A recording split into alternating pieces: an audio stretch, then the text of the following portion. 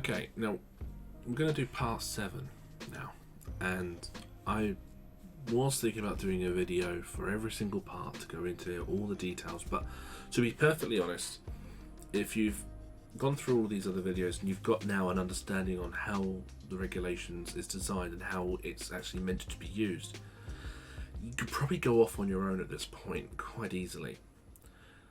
Let's remember that part 7 is special installations and locations. It's certain unique scenarios where the general fundamental principles and general content of the one regulations is applicable, but maybe these certain scenarios require extra definition, extra levels of control, extra considerations.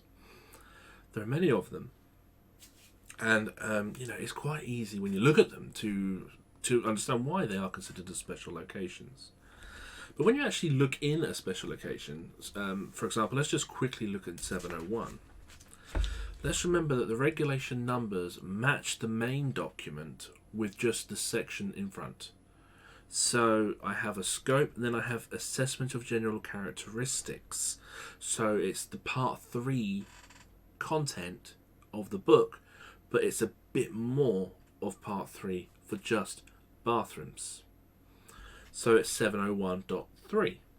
And then there's a classification of external influence, and then it's given reference to the fact that with regards to external influences in general, we must consider zonal concepts. We must recognise in bathrooms that there is a presence of water, and electrical equipment in this area needs to be controlled in a zonal manner. This is obviously the same for fountains and for swimming pools, and slightly similar for saunas.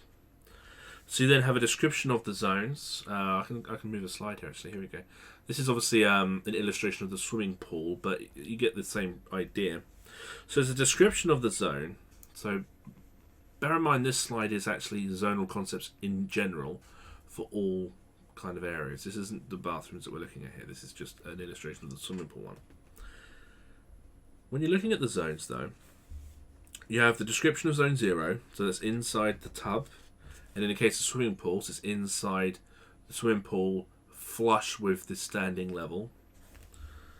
Then you have zone 1. Now in a bathroom, this is the finished floor level and a horizontal plane corresponding to the highest fixed shower head or water outlet, or the horizontal plane lying 2.25 meters above the finished floor level, whichever is higher.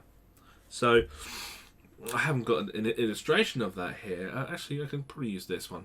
Here you go. So here's a bathroom. Here's zone 0. Now the standing point you go to, because bear in mind it's not necessarily from floor level. A lot of people measure from floor level, but when you're in a bath, you're actually higher up. Yeah. So if you read it, yeah, it's above the finished floor level, whichever is higher. Now the finished floor level, you may think is this, but you need to remember that there is consideration of this change there. But anyway, you measure 2.25 meters up. But if you have a water outlet for a shower, which is higher than that line, then you push the zone up to there.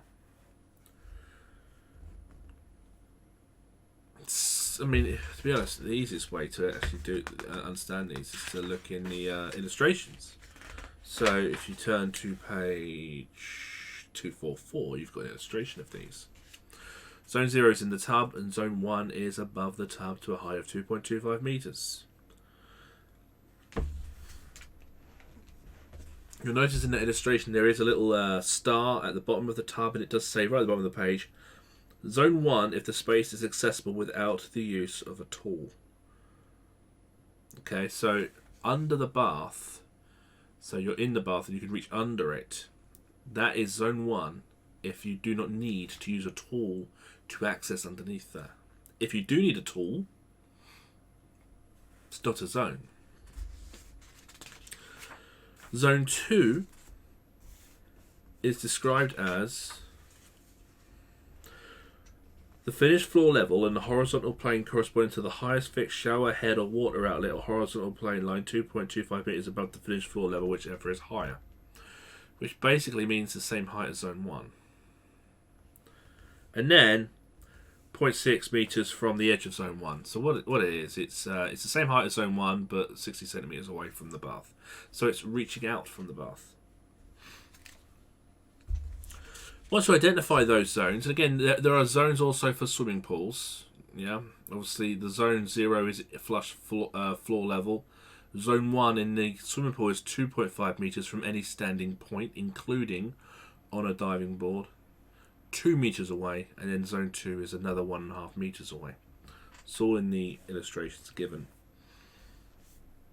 Once you've identified these zones in these types of locations, we can then control the use of electrical equipment, switch gear, control gear, yeah, and the voltages even that we will allow in these areas, which we're going to see in a minute. We've also got then, so that's the 701.3, the assessment general characteristics section of this. We then have the protection for safety section of 701, 701.4. And let's remember the general protective measures. We had ADS, automatic disconnection of supply. We had double or reinforced insulation. We had self and PELV, and we had electrical separation. This was all done in chapter 41 in part 4. So is there any restriction to those protective measures here? What does it say? Well, it says the protective measures of obstacles and placing out of reach shall not be used, and non-conducting and earth-free local bonding shall not be used. That makes sense. If you remember, those types were actually for locations under strict control with skilled or instructed persons. They're not general protective measures. So we're allowed the general protective measures that I've just mentioned. Additional protection, 411.3.3. Additional protection by the use of one or more RCDs having the characteristics specified in 415.1.1 will be provided for all low voltage circuits that serve the location, the bath, so the lighting and the shower and all of that stuff, but also any circuits that pass through zones 1 and zone 2, but don't necessarily serve the location themselves. Let's remember that additional protection was actually a part of protection against electric shock, chapter 41. Hopefully you're starting to see the regulation numbers relate to the main text.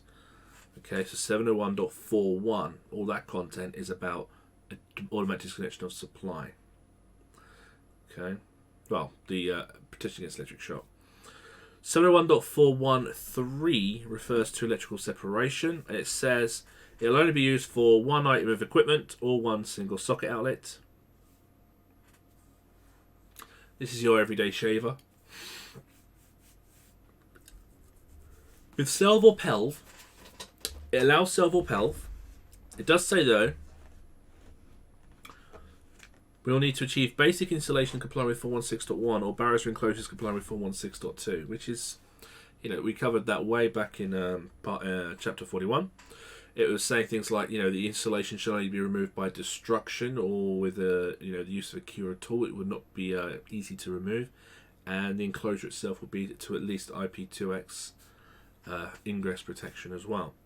This is not a consideration of the environment at this point. That doesn't refer to the external influences. Those are coming up in a minute. That just refers to the requirement for insulation for self and PELV systems.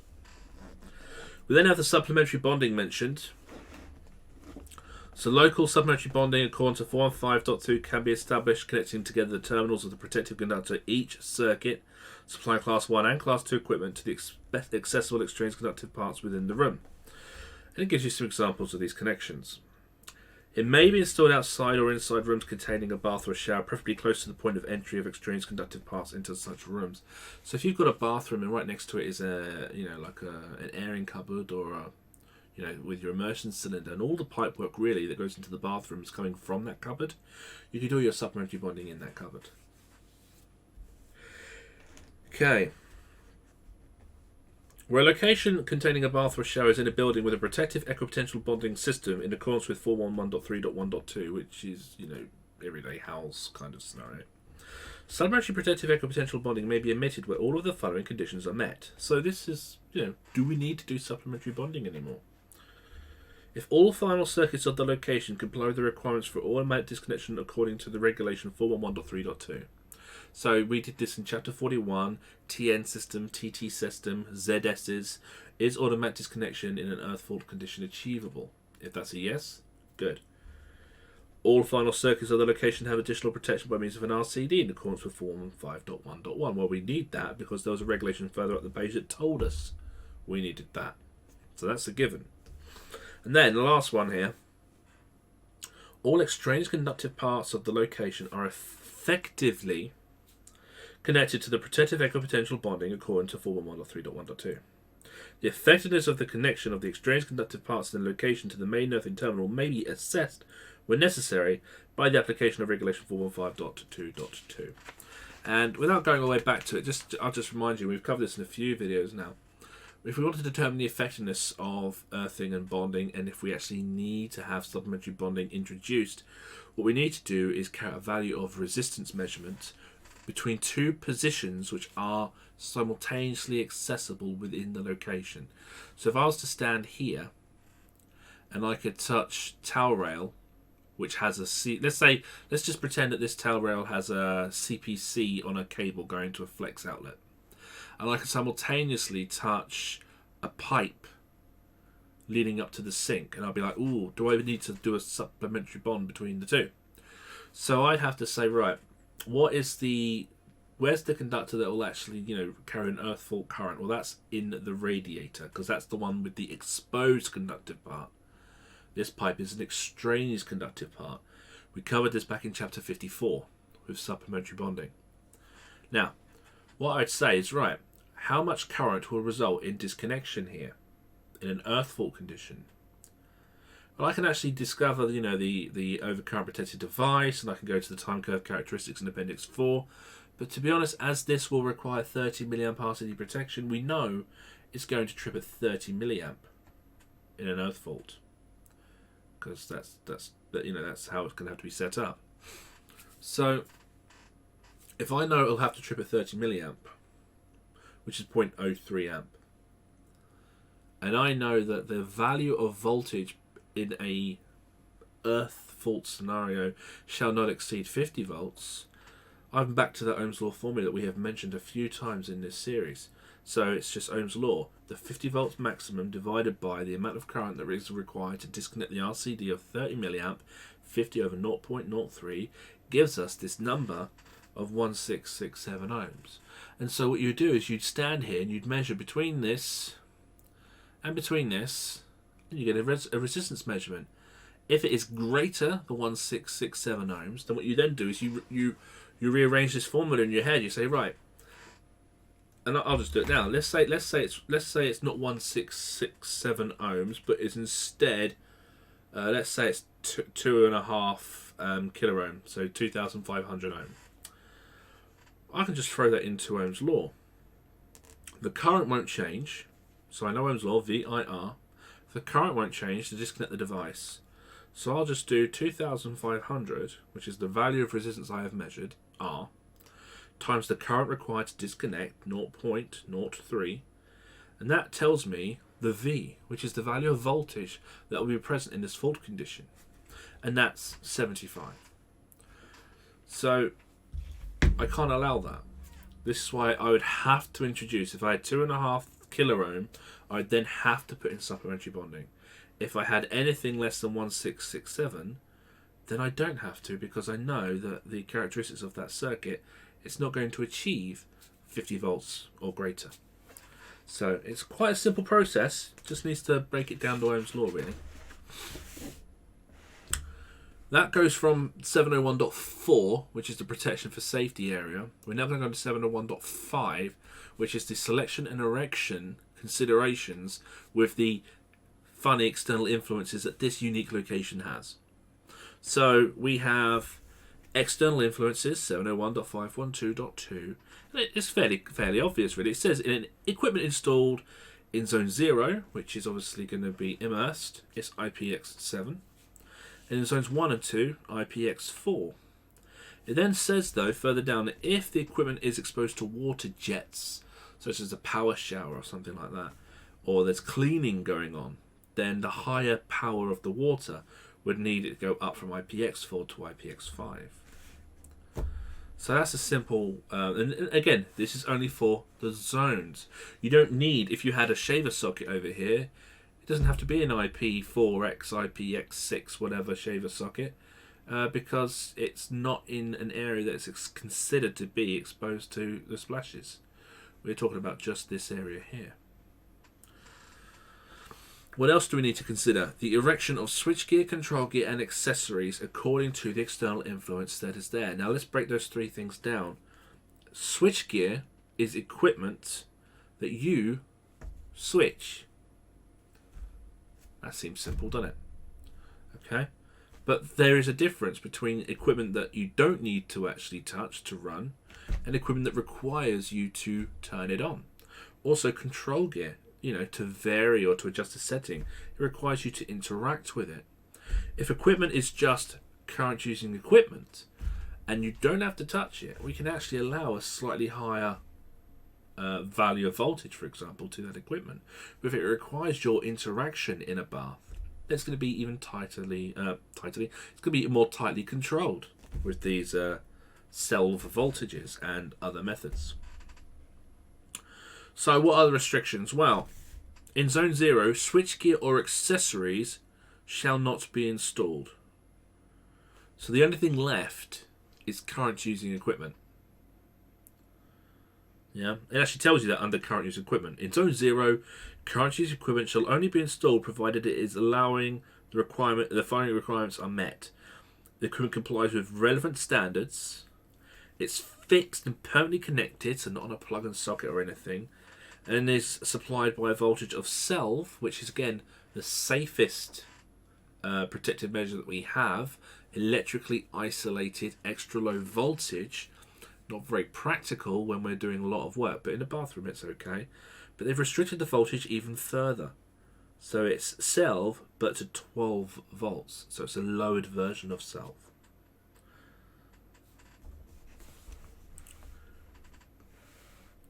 With regards to back up to switchgear and control gear, in Zone 1, we can have switches, but they must be self to 12 volts.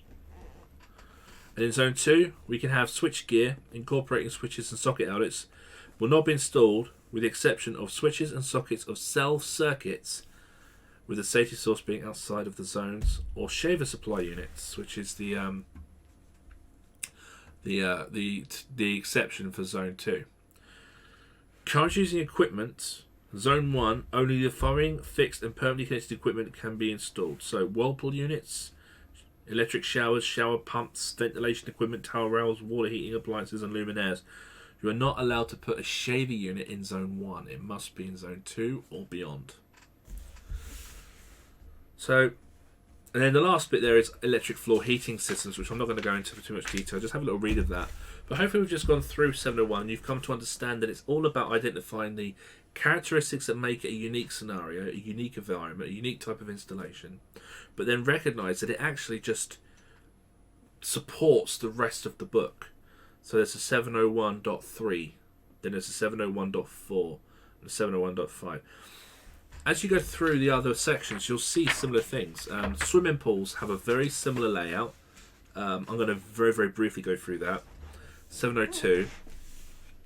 There's a zonal concept under assessment of general characteristics. Yes, because of the presence of the water. You then have the restrictions of these zones. So further down, application of the protective measure against electric shock. 702, because we're in swimming pools here. .4. So if anyone hasn't caught up yet, I'm on page 245, section 702 now. So it says in Zone 0 and 1, we are allowed, in Zone 0 only, self of 12 volts. So in Zone 0, only self of 12 volts.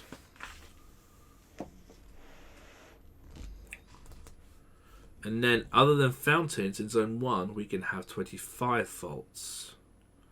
Then there's restrictions on equipment, being self or an RCD. Then you have fountains mentioned, which is Zone 0 and 1. There is no Zone 2 for fountains.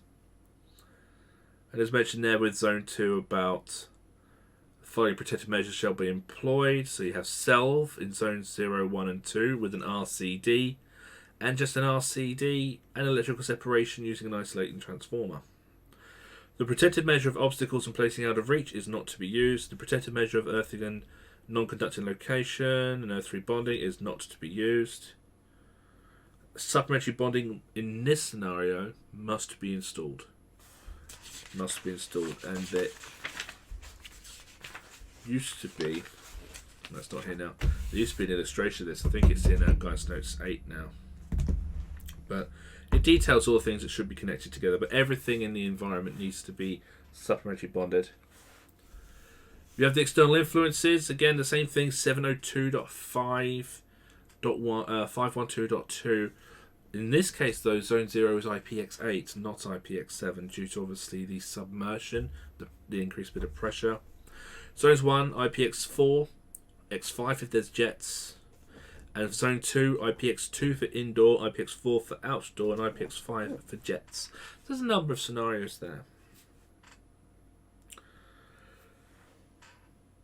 What I'll say now is, from an exam perspective, in your exam, you'll have 10 or 12 or 10 is it or 12 questions on part 7 right towards the end, just before your time runs out. Every question in this area starts with a very big clue. It'll be, the word swimming pool or the word sauna or the word caravan, which gives you that huge trigger to go to that very, very, very fine section in the regulations. Okay? So, probably if you have any questions from part 7, the first place to go to, if you're not aware of the actual layout of part 7, is page 239, where you've got your list of special installations and locations. And if you get a question that says like about a medical location, you can then come here and you can see, okay, 710. And then when you're in 710, you've got to think about what the question actually is trying to say. Now, I'm going to go through another video after these, just to show you how I read questions and how I interpret them in the exam. But if you understand the regulations the way we've been talking about it, it shouldn't be too hard. Don't look for the exact wording, understand the area, and that's what's going to happen in part 7. So it will mention a medical location, but then it then may refer to a socket outlet, which is a selection of equipment. And then in there'll be socket outlets. I think that's actually, there's a common one that goes around right now about the colour of socket outlets in Group 1 medical locations. So it's an identification of colour. Which, again, I mean, if you're wondering what that is, I go to 710, page 275, and I'm thinking, right, this is about the selection of a socket. So I'm not going to be in 710.1, I'm not going to be in 710.3, I'm not going to be in 710.4, I'm going to be in 710.5. It's a selection question. So I go to 710.5, and then I think about the further thing. This is referring to socket outlets. So maybe there's a bit on socket outlets. Now, if I remember the main book, when we were in part 5 and we did common rules, and then we did wiring systems, we did cabling, and then we did all these things, and switch types. But then we did one called other equipment, and that had accessories and socket outlets, and it had rotating machines and things like that. And that was dot 5.5. That was chapter 55. So if I look at 710.55, then let's get there. 710.52, 53, 55. So 55, that's other equipment. Oh, okay, and it's actually there. Socket outlets in medical IT systems. Right, and if you go through there should be a colour referenced. And it is actually the bottom line of that page, page 279, the bottom line, it says blue. Okay? Now, you don't have to know that they have to be blue. What you need to know is how, if you're asked a question referring to a socket outlet in a medical location, you need to understand that that's a unique area of the book, and that the selection of a socket outlet refers to part 5 and other equipment. It's nothing to do with protection. It's not protection against electric shock. It's not protection against thermal effects. It's not protection against overcurrent. It's not protection against voltage disturbance. It's a selection scenario. And then if you think about the selection setup, It's an accessory and it's a socket outlet. So it's in the 55 part. This is how you need to get an understanding on the way BS7671 works. And if you can achieve that, instead of hunting down for the answers and stuff, then you're going to be absolutely fine. And you'll actually find the book useful moving on forwards. Okay, just to summarise some of the other the other ways Part 7 works. So we've talked about zonal concept right now, and then we've looked through 701. We've talked about external influences and things like that. Other things that are highlighted, there's a lot of use of RCDs in Part 7. That's because obviously they provide additional protection most of the time. And they were always, if you actually remember where additional protection was used in Chapter 41, it was where there's carelessness by users or there are certain other external influences. We also used RCDs for protection against fire, so there may be a fire risk. If you go to exhibition shows and stands, which I think is 711, yes. There's a bit in here about that. So yeah, you also had mention of RCDs in 711 for 300 milliamp as a general requirement. So there's a lot of push for RCDs, and there's always a different reasons to why, but quite often this scenario is there's a risk and the solution is RCDs. That happens a lot in BS 7671. There's RCDs for protection against electric shock. There's some more examples there. Just as you see them in the book, and you'll notice, the sections change, but it's still referring to 41, which is protection against electric shock in there. Same with supplementary bonding. We've just mentioned bathrooms may or may not be needed. In swimming pools, they are needed. In agricultural and horticultural, they are needed. In medical locations, they are needed. So, yeah. So, but again, in all scenarios where they're mentioned as you must have this, they're going to be, the number of the section, .415.2. IP ratings are also used throughout Part 7 because, again, the changing external influences, moisture, water, dust, yeah. So there's bathrooms, we had IPX7, IPX4 for Zone 1, Zone 2 IPX4, and Zone 3 not applicable, etc. We have a Zone 3, by the way, in sauna heaters. Saunas. There's no Zone 0. In this case, you have Zone 1, which is the area of the heater itself, and Zone 2, which is the ground floor, and Zone 3 is the part above. Just going to check that I've just said that correctly. Yeah, there's an illustration of that on page 255. But again, any question in this area would say a sauna heater or something like that. There is, if you are looking on page 255, there is a little list of things that are required in the zones 1, 2, and 3 above. And do note that Zone 3 does detail the limits of the operating of the temperatures of the equipment and the wiring systems. Okay, so that's something also worth noting. We also have mentions on the erection of a wiring system, whether it be a strict type of wiring system or it could be overhead cabling, buried cabling.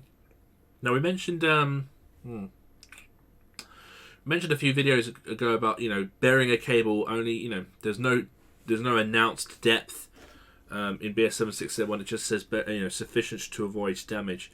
But if you actually go to agricultural, horticultural, it will give you a depth. If you go to caravan parks, it will give you a height. So there are specified heights and depths through parts of special locations.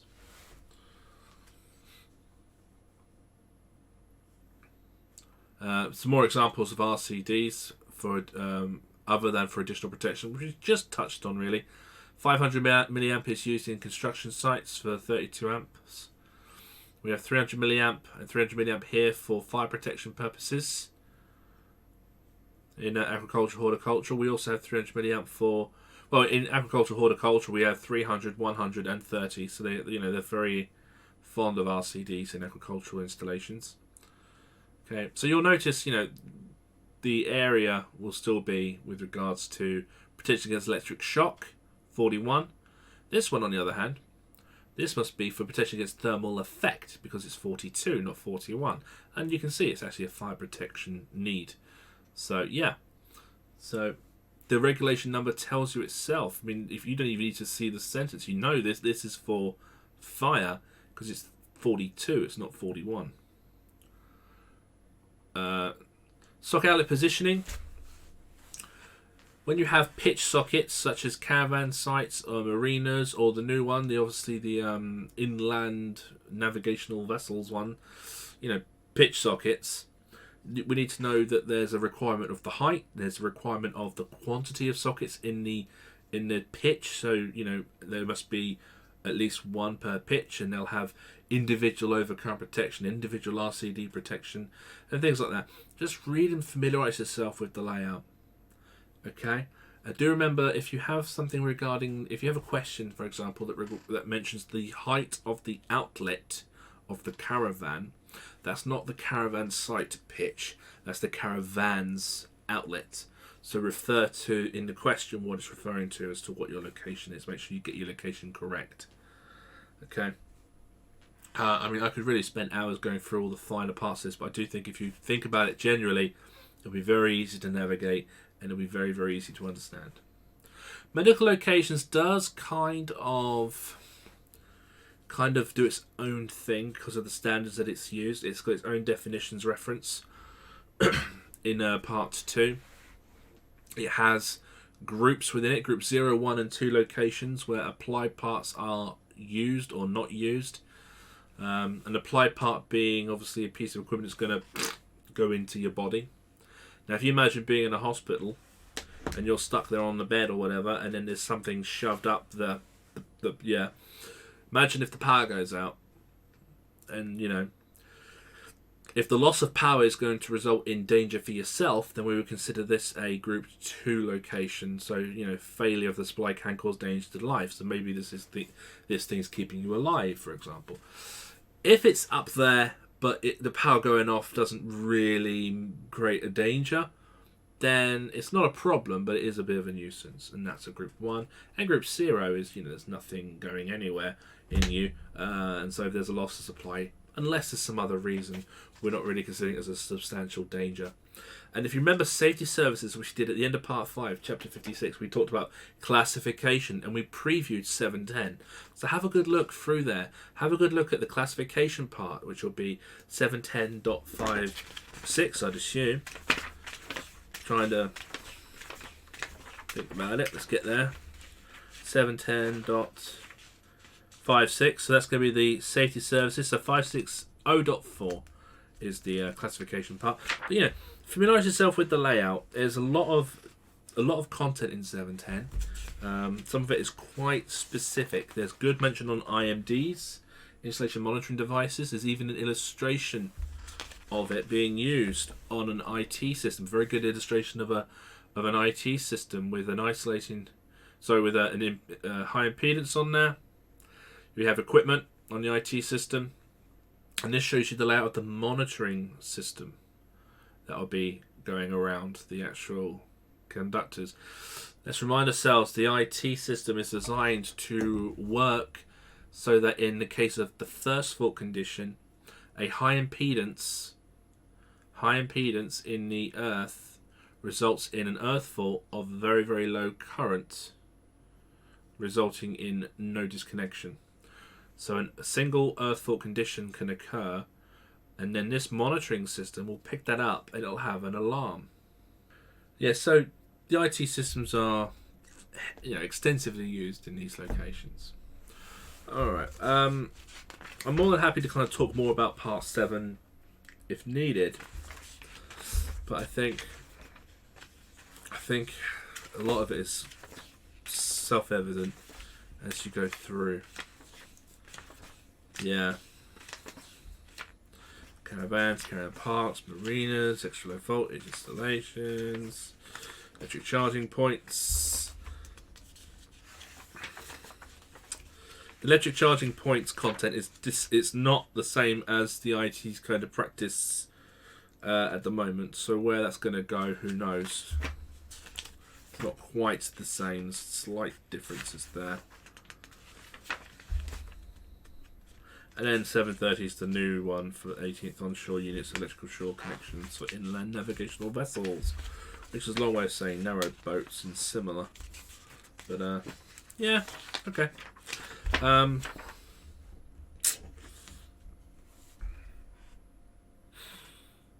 gonna stop this video at this point because I think if you remind yourself of the layout of the regulations, the intent and the the fundamental principles, you can take each one of these special occasions, just read them a couple of times to understand the intent of the book, the intent of the section, and then you can just come back to it later on.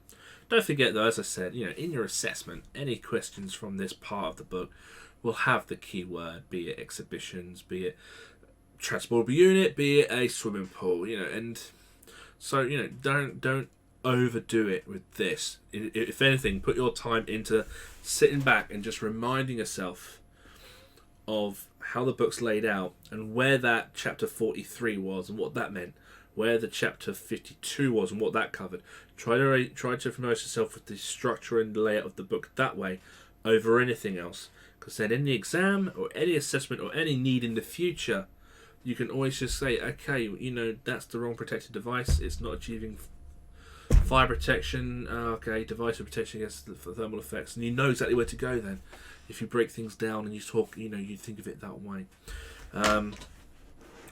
I'll do one more video covering the appendices, which is going to be a very, very brief flick through, and then I'll probably do one last video where I'll talk through questions and I'll just show you how I approach them, and then what I'll probably do is then close it up and hand it over, and I will just then set up some streams to support this in the Facebook group, and then I'll start putting more content in there, some resources and some downloads and some training questions and some answers, and I'll just be there more now that this is online and it's there for you guys to consume at your own pace. But if you feel that this part 7 was a bit rushed, then fine. Let me know if there's anything specific you want me to cover, but otherwise we could have spent 3 or 4 hours in here, and I really don't think that you guys need to, considering how we've already approached the rest of the book. I'm sure we'll be fine. Alright, yeah. See you in the next video.